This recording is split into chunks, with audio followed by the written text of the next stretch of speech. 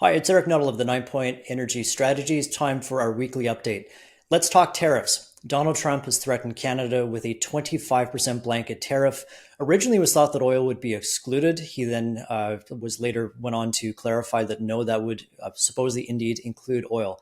Here's why we think it won't.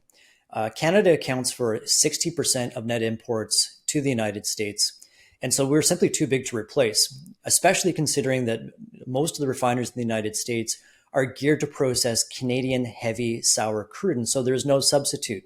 Mexican production, one of our competitors, has been in decline, especially as they build out their Dos Bocas refinery to consume more of their own heavy oil, leaving less for export. Saudi, another competitor at times for their heavy oil, obviously constraining production under the OPEC Plus deal. And so one, there's no substitution.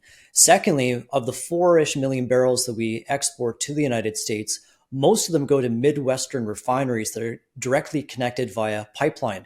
And so it's not like you can just magically put some oil on a truck and ship it up to these refineries. So not only is there no substitution, but there's an inability for those refineries to not pass through that cost to the direct US consumer.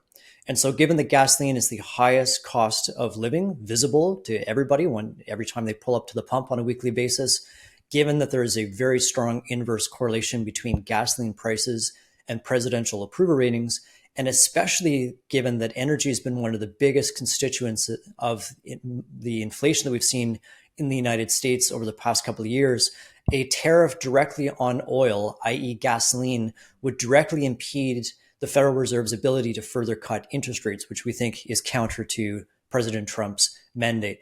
And then finally, we know that the Energy Secretary, Chris Wright, who is going to be appointed, is a wickedly sharp guy, very, very energy literate. And so we would think that President Trump has very good counsel on what the actual impact of a tariff on Canadian oil would be. And so the sell-off that we've seen in Canadian equities, Canadian oil equities relative to their US peers, some fell 4% on the day, we think is overdone. And with the passage of time, we will see that the tariffs will not be applied to Canadian oil.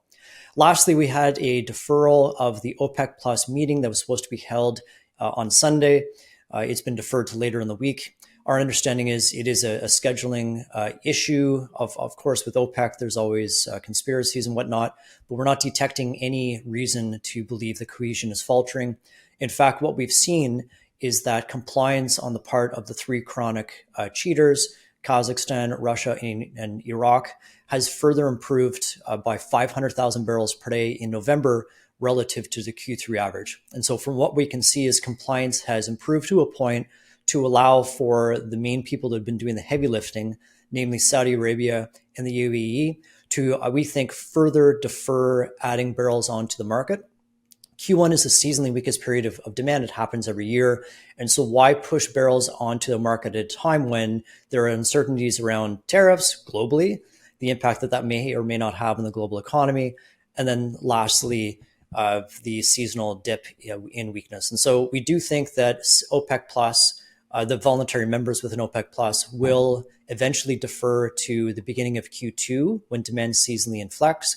U.S. shale companies, despite them being in their twilight, we think to further ensure that we don't see meaningful production growth next year, I wouldn't be surprised to see it being a month-by-month basis until demand improves. And so as shale companies are now in their budgeting season, figuring out how much to spend in 2025, I think it works to the voluntary 8 members of OPEC Plus to keep a little bit of mystery and uncertainty in the strip to ensure that at least for the first half, drilling programs remain very muted.